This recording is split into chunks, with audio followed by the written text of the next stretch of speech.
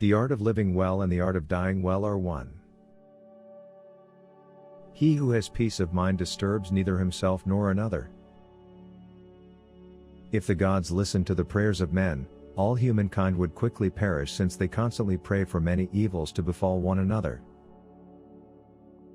I was not, I was, I am not, I care not. The noble man is chiefly concerned with wisdom and friendship. Of these, the former is a mortal good, the latter an immortal one. To eat and drink without a friend is to devour like the lion and the wolf. All friendship is desirable in itself, though it starts from the need of help. I never desired to please the rabble. What pleased them, I did not learn, and what I knew was far removed from their understanding.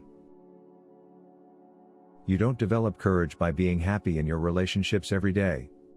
You develop it by surviving difficult times and challenging adversity. With the Epicureans, it was never science for the sake of science, but always science for the sake of human happiness. We must free ourselves from the prison of everyday affairs and politics.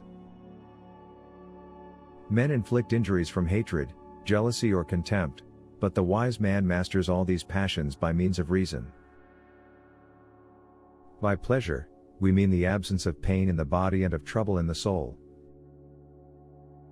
The just man is most free from disturbance, while the unjust is full of the utmost disturbance. We have all seen fires die down from lack of fuel, and lights obscured or blacked out by objects coming in front of them. Empty is the argument of the philosopher which does not relieve any human suffering. The greater the difficulty, the more the glory in surmounting it.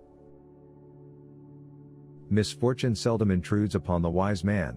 His greatest and highest interests are directed by reason throughout the course of life. Let no one delay the study of philosophy while young, nor weary of it when old. How unhappy are the lives of men! How purblind their hearts! The cry of the flesh bids us escape from hunger, thirst, and cold, for he who is free of these and expects to remain so might live in happiness even with Zeus. Of all the means to ensure happiness throughout the whole life, by far the most important is the acquisition of friends.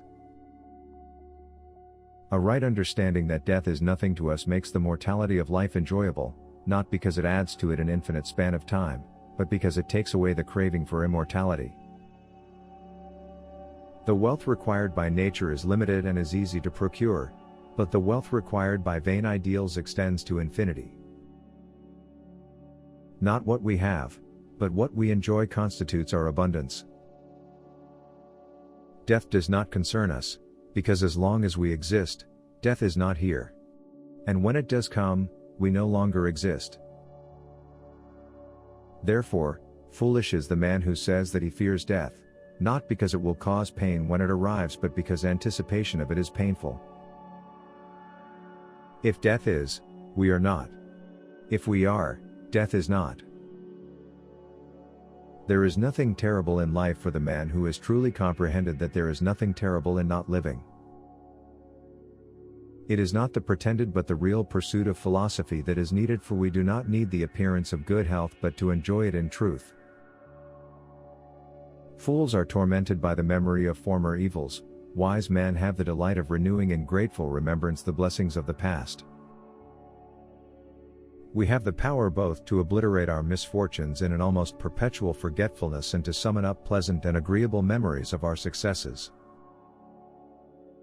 When you die, your mind will be gone even faster than your body. I have never wished to cater to the crowd, for what I know they do not approve, and what they approve I do not know. I am writing this not to many, but to you. Certainly we are a great enough audience for each other. There is no reason why the man who is thoroughly assured that there is nothing to fear in death should find anything to fear in life. Moral freedom and determinism are by no means incompatible. The most important consequence of self-sufficiency is freedom. I am grateful to blessed nature, because she made what is necessary easy to acquire and what is hard to acquire unnecessary. We must laugh and philosophize and manage our households and look after our other affairs all at the same time, and never stop proclaiming the words of the true philosophy. Some men spend their whole life furnishing for themselves the things proper to life without realizing that at our birth each of us was poured a mortal brew to drink.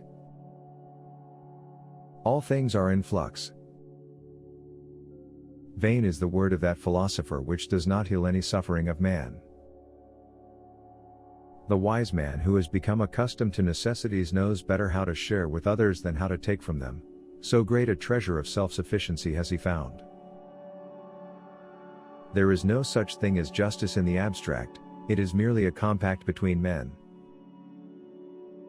The true belief that death is nothing to us makes a mortal life happy, not by adding to it an infinite time, but by taking away the desire for immortality.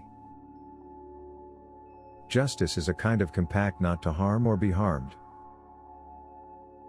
Be moderate in order to taste the joys of life in abundance. The time when you should most of all withdraw into yourself is when you are forced to be in a crowd. For the gods exist, since the knowledge about them is obvious.